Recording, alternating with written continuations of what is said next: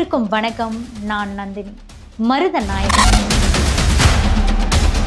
அவர் நல்லவரா கெட்டவரா அப்படின்னுட்டு இப்பவும் கூட பலருக்கும் கேள்வி இருக்கு.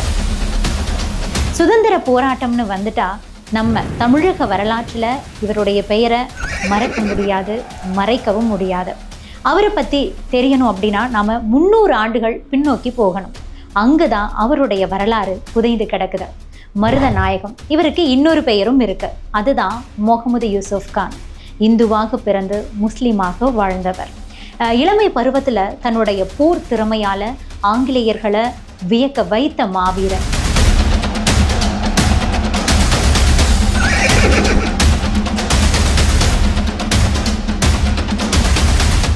தமிழகத்தில் பிரெஞ்சுக்காரர்களை விரட்டுறதுக்காக ஆங்கிலேயர்களுக்கு உதவியவர். போர்க்களத்தில் எதிரிகளை வீழ்த்தி ஆங்கிலேயர்கள் கிட்ட இருந்து கான் சாஹிப் அப்படிங்கிற ஒரு பட்டத்தை வாங்கியிருக்காரு. வீழ்த்த முடியாத பாளையக்காரராக திகழ்ந்த நிர்கட்டான் செவலுடைய பேரரசன் பூலித்தேவனை போரிட்டு வென்றவர். ஆங்கிலேயர்கள் தன்னை கிள்ளு கீரையா நினைத்த போது கொதித்தெழுந்தவர். மதுரையில் ஆங்கிலேயர்களை வீழ்த்தி தன்னுடைய மஞ்சள் நிற கொடிய கோட்டையில் பறக்க விட்டவர். சாதாரண ஒரு போர் வீரனாக தொடங்கி மதுரையுடைய சுதந்திர மன்னராக வாழ்ந்தவர். ஆங்கிலேயர்களுடைய செல்ல பிள்ளையா இருந்து அவங்களுக்கே சிம்ம சொப்பனமாக மாறியவர். வரலாறு மறைத்த அந்த மாவீரன் மருதநாயகம் பற்றி தான் நாம் இப்போ விரிவா பார்க்க போறோம். தமிழ்நாட்டோட ராமநாதபுரம் மாவட்டம் பனையூர்ல 1725ஆம் ஆண்டுல பிறந்தவர் மருதநாயகம். இந்து வேளாளர் சமுதாயத்துல பிறந்து மருதநாயகம் பிள்ளைன்னு அழைக்கப்பட்டவர். பேராசிரியர் சஞ்சீவி எழுதின ஹும்மந்தான் கான் சாஹிப் அந்த புத்தகத்தில் இதை அவர் உறுதி பண்ணியிருக்காரு. தன்னுடைய இளமை பருவத்தில் துருதுருன்னு வலம் வந்த மருதநாயகம் வீட்டை விட்டு வெளியேறி புதுச்சேரிக்கு போனார். அங்கு போனவர் இஸ்லாமிய மதத்துக்கு மாறிட்டார். அதுக்கப்புறம்தான் மருதநாயகம் முகமது யூசுப் கான் அப்படின்னு அழைக்கப்பட்டார். புதுச்சேரியில் அவர் இருந்தபோது அங்கு பிரெஞ்சுக்காரர்களுடைய ஆட்சி தான் நடந்துக்கிட்டு இருந்தது. இளம் வயதிலேயே போர்க்கலையில் அதிக ஆர்வம் கொண்டவர். இதனால் பிரெஞ்சுக்காரர்களுடைய படையில் வேலைக்கு சேர்ந்தார். பிரெஞ்சு இராணுவ அதிகாரி ஜாக்ஸ் இஸ்லா அந்த அதிகாரியோட உதவியோட இராணுவ நுணுக்கத்தை தெரிஞ்சுக்கிட்டாரு. நெல்லூருக்கு போயிட்டு அங்கு முகமது கமல் படையில் சேர்ந்து பணியாற்றினார். அது ஒரு சுதேசி படை. ஆற்காடு நவாப் மற்றும் ஆங்கிலேயர்களுக்கு படைகளை அனுப்பி உதவி பண்ணிட்டு இருந்தார். அந்த படையில் சிப்பாயாக இணைந்து தளபதியாக உயர்ந்தவர் தான் மருதநாயகம். 1750களில் கர்நாடகாவை யார் ஆள்வது அப்படிங்கிறது தொடர்பாக ஆங்கிலேயர்கள் பிரெஞ்சுக்காரர்கள் 2 பேரும் மோதிக்கிட்டாங்க.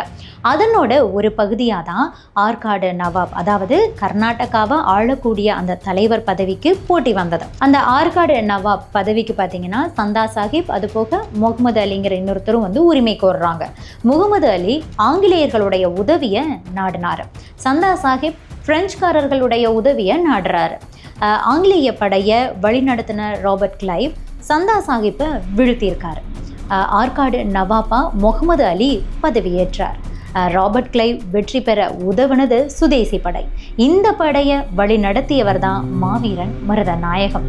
மருதநாயகத்தோட திறமையை பார்த்து வியந்த ராபர்ட் கிளைவ் அவரை தன்னுடைய படையில் இணைத்து ஐரோப்பிய முறையில் இராணுவ பயிற்சிகளை எல்லாம் கொடுத்தார். ஆற்காடு வெற்றியை தொடர்ந்து திருச்சியை கைப்பற்றுவதற்காக ராபர்ட் கிளைவ் போறாரு. அவரை மருதநாயகமும் பின்தொடர்றார்.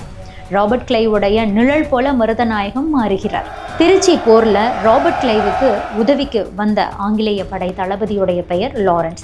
ராபர்ட் கிளைவ், லாரன்ஸ் இவங்களோடு சேர்ந்து மருதநாயகம் அந்த பிரெஞ்சு படைகளை தோற்கடிக்கிறார். மருதநாயகத்தோட அந்த போர் திறனை பார்த்து லாரன்ஸ் வியந்து போறாரு. 2 பேரும் அப்படியே நெருக்கமாகறாங்க. ஆங்கிலேய அரசுக்கு ஒரு சரியான கையாள் கிடைச்சிட்டாங்க அப்படின்னு சொல்லிட்டு அந்த வெள்ளை வர்க்கம் ரொம்பவே சந்தோஷம் அடைகிறாங்க. அது மட்டும் இல்லாமல் ராபர்ட் கிளைவ், மருதநாயகம் இவங்களை புகழ்ந்து மேலிடத்துக்கு கடிதமும் எழுதப்பட்டது. அதோடு சிப்பாய் படைகளுக்கு தளபதியாக கான் சாஹிப் அப்படிங்கிற அந்த பட்டம் பார்த்திங்கன்னா மருதநாயகத்துக்கு வழங்கப்பட்டது. அதற்கு பிறகு 1755ஆம் ஆண்டு பாளையக்காரர்களை அடக்கி கப்பம் வசூல் செய்த ஆங்கிலேயர்களால் மருதநாயகம் அனுப்பி வைக்கப்பட்டார். மருதநாயகத்தோடைய வீரம், ஆங்கிலேயர்களுடைய பேர் ஆதரவு உள்ளிட்டவற்றின் காரணமாக பாளையக்காரர்கள் சரியாக கப்பம் கட்டினாங்க. மருதநாயகத்துடைய பணியை பார்த்து வியந்த ஆங்கிலேயர்கள் 1757ஆம் ஆண்டு மதுரை திருநெல்வேலியுடைய கவர்னராக நியமிக்கப்பட்டார். 1758ஆம் ஆண்டில் ஆங்கிலேயர்களுக்கு எதிராக சென்னையை பிரெஞ்சு படைகள் சுற்றி வளைச்சது.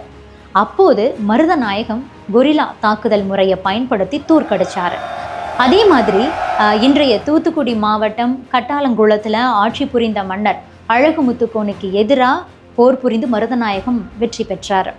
ஆங்கிலேயர்களை எதிர்த்த அழகுமுத்துக்கோன் என்ன பண்ணார்னா, பாளையக்காரர்கள் ஆங்கிலேயர்களுக்கு கப்பம் கட்டுறதை தடுத்துக்கிட்டு இருந்தார். இதனால் மருதநாயகத்துக்கும் அழகுமுத்துக்கோனுக்கும் இடையே கோலார்பட்டியில் போர் ஏற்பட்டது. 1759ஆம் ஆண்டில் நடந்த இந்த போரில் அழகுமுத்துக்கோனை வீழ்த்தி மருதநாயகம் வெற்றி பெற்றார். அழகுமுத்துக்கோன் பீரங்கி முனையில் சுட்டு கொல்லப்படுறார். அதே போல வரிக்கட்ட மறுத்த கொல்லங்கொண்டான் கொல்லையை சேர்ந்த வாண்டையார் தேவரை போரில் மருதநாயகம் வீழ்த்தியிருக்காரு. அதே மாதிரி நெற்கட்டான் செவலுடைய பழையக்காரர் புலித்தேவன் கிட்ட 2 முறை தோற்ற மருதநாயகம் 3வது முறையா வெற்றி பெற்றார். இப்படி ஆங்கிலேயர்களுடைய செல்வாக்க தமிழகத்தில் ஓங்க செய்தவர் மருதநாயகம். இதெல்லாம் ஒரு புறம் இருக்க, மருதநாயகத்துக்கு மக்கள் மத்தியில் ரொம்பவே ஆதரவு பெருகுது. இதற்கிடையே தான் ஆங்கிலேயர்கள் மருதநாயகத்துடைய முதுகுல குத்த ஆரம்பிக்கிறாங்க. மருதநாயகத்துடைய செல்வாக்க தடுக்க நினைக்கிறாங்க. மருதநாயகம் ஆங்கிலேயர்களோடு நெருக்கமாக இருந்தாலும் கூட அவங்களுடைய குணத்தை ரொம்பவே தெரிஞ்சு வச்சிருக்காரு. ஆங்கிலேயர்கள் எப்போ வேண்டுமானாலும் தனக்கு எதிராக சதி செய்யலாம் அப்படிங்கிறத புரிஞ்சும் வச்சிருந்திருக்காரு. இதனால தான் அவர் தன்னுடைய படையை மிகவும் வலிமையாக கட்டமைத்து வந்தார். ஆங்கிலேயர்களை எதிர்க்க இந்த கட்டமைப்பு வேண்டும் அப்படின்னு எப்பவுமே நினைச்சிருக்காரு. பிரெஞ்சுக்காரர்களுடனான போர்ல திறமையா செயல்பட்ட வீரர்களை ஆங்கிலேயர்களுடைய எதிர்ப்பையும் மீறி மருதநாயகம் தன்னுடைய படையில சேர்க்க ஆரம்பிச்சிட்டாரு. குறிப்பா ஆங்கிலேயர்களுடைய படைக்கு பெரும் ஒரு சேதத்தை ஏற்படுத்தியவங்களையெல்லாம் தேடி தேடி மருதநாயகம் தன்னுடைய படையில சேர்த்து அதை வலுப்படுத்துறாரு. இது ஆங்கிலேயர்களை ரொம்பவே கோபப்படுத்தியது. இதனால மருதநாயகம் ஒன்றும் பெரிய ஆள் கிடையாது, ஆற்காடு நவாப்புடைய பணியாளர் தான். அவர் வரி வசூல் செய்து ஆற்காடு நவாப் கிட்ட கண்டிப்பா கொடுக்க வேண்டும் அப்படின்னு சொல்லிட்டு ஆங்கிலேயர்கள் ஒரு ஆணையை பிறப்பிக்கிறாங்க. பல போர்க்களங்கள் கண்டவர், எதிரிகளுடைய உயிருக்கு யமனா மாறி ஆங்கிலேயர்களை இமை போல காத்த தனக்கே ஆங்கிலேயர்கள் இப்படி ஒரு துரோகம் பண்றாங்களே அப்படின்னுட்டு மருதநாயகம் நினைக்கிறாரு. மனம் வருந்துறார். ஆற்காடு நவாப் மற்றும் ஆங்கிலேயர்கள் மேல ரொம்பவே மனக்கசப்பு வருது.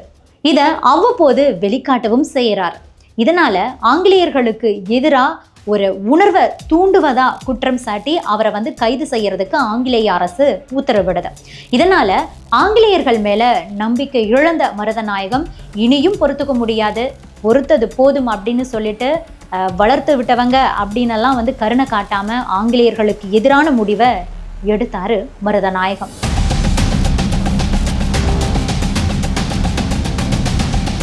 தன்னை ஒரு சுதந்திர ஆட்சியாளனா பிரகடனப்படுத்திக்கிறார்.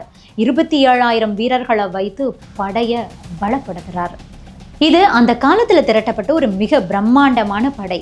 1763ஆம் ஆண்டு மதுரையில ஆங்கிலேயர் படையை வென்று ஆங்கிலேயருடைய கொடியை இறக்கி தன்னுடைய மஞ்சள் நிற கொடியை அந்த கோட்டையில ஏற்றுகிறார் மருதநாயகம். ஆங்கிலேயர்களை விரட்டியடிக்க வேண்டும் அப்படிங்கிற வேட்கையும் வெறியும் அவர்கிட்ட அப்போதுதான் தோன்றியது. இதனால மருதநாயகத்தை வீழ்த்த சரியான சமயம் பார்த்த ஆங்கிலேய அரசும் நவாப் அரசும் 1764ஆம் ஆண்டு ஜூன் மாதம் மருதநாயகத்தோடைய கோட்டையை முற்றுகையிட்டாங்க. மருதநாயகத்தோட படையை ஒப்பிடும்போது ஆங்கிலேயர்களுடைய படை ஒரு பெரும் வலிமை கொண்டதா இருந்தது. அந்த படைகளை வழி நடத்தியது யாருன்னா மருதநாயகத்துடைய நண்பர்களான ஆங்கிலேய படை தளபதி பிரஸ்டன் மற்றும் லாரன்ஸ். பல போர்க்களங்கள்ல ஒன்றாக போரிட்டவங்க எதிரெதிர் துருவங்களா மாறி நின்றாங்க. ஆங்கிலேயர்களுடைய பெரும் படையை கண்டு மருதநாயகம் தயங்கல. மருதநாயகத்துடைய படைகள் அசராம போர் புரிந்தாங்க. பிரெஞ்சு படை தளபதி மர்ச்சன்ட் மருதநாயகத்துக்கு உதவி செய்கிறார். போர் தீவிரமாகுது. ஆங்கிலேயர்களால மருதநாயகத்தை வீழ்த்தவே முடியல. இதனால ஆங்கிலேய படைகள் திரும்பியே போயிடுறாங்க. ஆனாலும் அவங்களோட முயற்சியை அவங்க கைவிடுற மாதிரி தெரியல. எப்படியாவது மருதநாயகத்தை வீழ்த்தியே ஆகணும் அப்படிங்கிற ஒரு முடிவுக்கு வந்துடுறாங்க. ஏன்னா அவருடைய பலம் தான் அவங்களுக்கே தெரியுமே. படைபலத்தால் மருதநாயகத்தை வெற்றி பெறவே முடியாது அப்படின்னுட்டு ஆங்கிலேயர்கள் ஒரு கட்டத்தில் உணர்ந்தாங்க. இதனால் மாற்றி யோசிக்கிறாங்க, சதி வேலையில் ஈடுபடுறாங்க. மதுரை கோட்டையில் மருதநாயகத்துடைய படை வீரர்களுக்கு உணவுப் பொருட்களை கொண்டுட்டு போகிறத தடுத்துடுறாங்க. இதனால் படை வீரர்கள் பசி பட்டினியால் துடிதுடிக்கிறாங்க. வீரர்கள் சோர்வடைஞ்சு போனாங்க. அந்த நேரத்தில் ஆங்கிலேய படைகள் மதுரை கோட்டையை முற்றுகையிட்டு மருதநாயகத்துடைய படைகளை வீழ்த்தியது. படை வீரர்கள் கொத்து கொத்தா சாக கிடந்தாங்க. இதையெல்லாம் பார்த்த மருதநாயகம் மனவேதனை அடைந்தார். அந்த நேரத்தில் இதுதான் உண்மை அப்படிங்கிறதே அவருக்கு தெரிய வருது. அது என்னன்னா, தனக்கு உதவக்கூடிய அந்த பிரெஞ்சு படை தளபதி மர்ச்சன்ட்டுடைய துரோகம். மருதநாயகத்துக்கு அவர் ஆதரவாக இருந்தாலும் கூட தன்னுடைய படை வீரர்களை வீழ்த்தி அவரே ஆங்கிலேயர்களுக்கு வழிகாட்டுவதை அப்பதான் தெரிஞ்சுக்கிறாரு. இதனால மருதநாயகத்துக்கும் மர்ச்சண்டுக்கும் சண்டை ஆரம்பிக்குது. மருதநாயகம் மர்ச்சண்டை அழைத்து தன்னுடைய கைத்தடியாலேயே அடிச்சாரு, கடுமையா திட்டுறாரு. இதனால கோபமடைந்த மர்ச்சண்ட் தன்னுடைய கிறுக்கு புத்தியை காட்ட ஆரம்பிச்சிட்டாரு. கோட்டையில் இருந்த படை வீரர்கள் கிட்ட நம்மையெல்லாம் ஆங்கிலேயர்கள் கிட்ட சிக்க வச்சுட்டு மருதநாயகம் மட்டும் தப்பி ஓட பார்க்குறான் அப்படிங்கிற ஒரு பொய்யை பரப்பியிருக்கார். ஏற்கனவே மருதநாயகம் தன்னுடைய மனைவி குழந்தைகளை பாளையங்கோட்டைக்கு பத்திரமா அனுப்பி வச்சிருந்தார். இதனால மர்ச்சண்ட் சொன்னது உண்மைதான் அப்படிங்கிறத வீரர்கள் நம்ப ஆரம்பிச்சாங்க. ஏற்கனவே பசி பட்டினியில வதங்கி போன அவங்க மருதநாயகம் மீது ரொம்ப கோபம் கொள்றாங்க. அந்த கோபம் தணியறதுக்குள்ளேயே மர்ச்சண்ட் தன்னை அவமானப்படுத்தின மருதநாயகத்தை எப்படியாவது தீர்த்து காட்டணும்னு முடிவு பண்றான். இதற்கு மருதநாயகத்துக்கிட்ட அமைச்சராக இருந்த சீனிவாச ராவ், பாபா சாஹிப் ஆகியோருடைய உதவியை கேட்டு மர்ச்சண்ட் வாங்குறாரு. ரெண்டு பேரும் பார்த்தீங்கன்னா மருதநாயகத்தை வீழ்த்துறதுக்கான திட்டத்தையே போட்டு கொடுக்குறாங்க. 1764ஆம் ஆண்டு அக்டோபர் 12ஆம் தேதி மாலை நேரத்தில் தன்னுடைய வீரர்களுடைய நிலைமையை கண்டு மனம் வருந்தி மருதநாயகம் கோட்டையில் தொழுகையில் ஈடுபட்டிருந்தார். அப்போது மர்ச்சண்ட் சில சிப்பாய்களோடு சேர்ந்து மருதநாயகத்தை பிடிச்சிட்டார். அவர் தலையில் போட்டிருந்த அந்த தலைப்பாகையையும் பறிச்சுக்கிட்டு மருதநாயகத்துடைய கை கால்களை அப்படியே கட்டி போட்டுட்டான் துரோகி மர்ச்சண்ட். துரோகத்தால் நாம் வீழ்த்தப்பட்டிருக்கோம் அப்படிங்கிறத தெரிஞ்சுக்கிட்ட மருதநாயகத்துடைய கண்கள் அப்படியே கலங்குச்சு. இவ்வளவு நாள் பக்கத்தில் இருந்தது துரோகி அப்படிங்கிறத நம்ம தெரிஞ்சுக்காமையே இருந்துட்டோமே அப்படின்னு சொல்லிட்டு கண்களில் கண்ணீர் கசிய தொடங்குது. அப்போது அங்கிருந்த மர்ச்சண்ட் மற்ற சிப்பாய்களை எல்லாம் பார்த்து, காசுக்கும் சுகபோக வாழ்வுக்கும் ஆசைப்படக்கூடிய உங்களை மாதிரியான துரோகிகள் என் பக்கத்திலேயே இருந்தாங்க அப்படிங்கிறத நான் அடையாளம் காண தவறிட்டேன். இது என்னுடைய மிகப்பெரிய தவறு. இப்போவே உங்களுடைய வாளால் என்னை கண்டம் தொட்டமாக வெட்டி போட்டுருங்க அப்படின்னு சொல்கிறாரு. அதுபோக என்னுடைய எதிரி ஆற்காடு நவாப் மற்றும் ஆங்கிலேயர்கள் கிட்ட மட்டும் என்னை கொடுத்துடாதீங்க அப்படின்னு கைகூப்பி வேண்டாரு மருதநாயகம். ஆனால் மர்ச்சண்ட் ஆங்கிலேயர்கள் கிட்ட டீல் பேசுகிறான். அஞ்சா நெஞ்சன் அசுர போர் வீரன் மருதநாயகத்தையே கை கால்களை கட்டி தனி அறையில் அடைச்சி வச்சிருக்கேன், உடல்களையெல்லாம் அப்படியே சுருட்டி பந்து மாதிரி கட்டி போட்டிருக்கேன் அப்படின்னு சொல்லிட்டு டீல் பேசுகிறான் துரோகி மர்ச்சண்ட். அதற்கு பிறகு ஆங்கிலேயர்கள் கிட்ட ஒப்படைக்கப்படுறாரு. 1764ஆம் ஆண்டு அக்டோபர் 15ஆம் தேதி அதிகாலையில் திண்டுக்கல் செல்லக்கூடிய வழியில் மதுரை சம்மட்டிபுரத்தில் உள்ள மாமரத்தில் ஆங்கிலேயர்களால் தூக்கிலிடப்பட்டார் மருதநாயகம். மருதநாயகம் மூச்சு பயிற்சி எல்லாம் கற்றிருந்ததுனால அவர் 3 முறை தூக்கிலிடப்பட்டார் அப்படின்னு கூட சொல்லப்படுது. முதல் முறை தூக்கிலிடப்பட்ட போது கூட அவர் இறக்கலையாம். 2வது முறையும் ஆங்கிலேயர்கள் தூக்கிலிட்டு இருக்காங்க.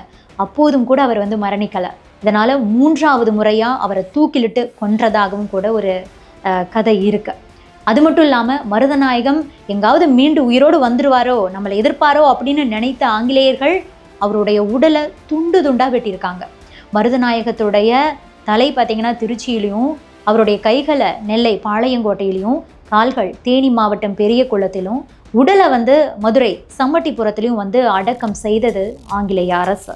முதலில் ஆங்கிலேயர்களுக்கு ஆதரவாக செயல்பட்டாலும் இறுதியில் தாய் மண்ணை காக்கிறதுக்காகவும் துரோகி ஆங்கிலேயர்களை வீழ்த்துறதுக்கும் போரிட்டு வீர மரணம் அடைஞ்சார் மாவீரன் மருதநாயகம். இப்படி வீரம் செறிந்த மருதநாயகம் பல மொழிகளிலும் சரளமாக பேசக்கூடியவராம். தாய் மொழியான தமிழ் மொழியில் இயல்பாகவே புலமை பெற்றிருந்திருக்காரு. அதே மாதிரி உருதும் அவர் பேசுவார். ஆங்கிலேயர்கள் பிரெஞ்சுக்காரர்களுடைய பழக்கம் இருந்ததுனால ஆங்கிலம் பிரெஞ்சையும் அவர் கற்றிருந்திருக்கார். அதோடு அவரது மனைவியுடைய பெயர் மாஷா, கிறிஸ்துவ மதத்தை சேர்ந்த போர்ச்சுகீசிய பெண். இதனால் போர்ச்சுகீசிய மொழியையும் கூட அவர் வந்து கற்று தேர்ந்தெடுத்திருக்காரு. மருதநாயகம் மாஷா தம்பதிக்கு ஆண் குழந்தை இருந்தது. அந்த குழந்தைக்கு சுல்தான் அப்படின்னு பெயர் சூட்டப்பட்டதா வரலாறுகள் சொல்லுது. இப்படி ஆங்கிலேயர்களுடைய அரவணைப்புல வாழ்ந்து அவங்களுக்கு எதிராகவே நெஞ்சுறுதியோட போரிட்ட மருதநாயகத்துடைய வாழ்க்கையை திரைப்படமாக்குறதுக்கு கமலஹாசன் முயற்சி செய்தார். அது உங்களுக்கே தெரியும். 1997 மருதநாயகம் படத்தை வந்து எடுக்கிறதுக்கு நினைச்சாரு. அது வந்து கமலஹாசன் அவர்களுடைய ஒரு ட்ரீம் ப்ராஜெக்டாகவே இருந்தது. திரைப்படத்துக்கான தொடக்க விழாவும் கூட சென்னையில் நடந்தது. அதில் வந்து பிரிட்டனுடைய எலிசபெத் ராணியை வந்து பங்கேற்றிருந்தாங்க. பெரிய பட்ஜெட்டில் இந்த திரைப்படத்தை இயக்கி நடிக்கிறதுக்கு வந்து கமலஹாசன் முடிவு செய்திருந்தார்.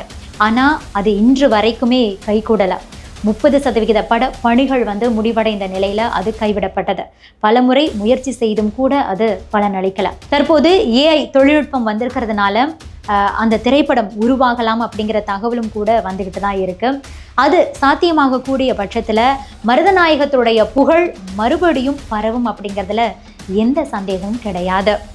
இது பற்றி நீங்கள் என்ன நினைக்கிறீங்க? உங்களுடைய கருத்துக்களையும் பதிவு பண்ணுங்க. Subscribe to One India and never miss an update.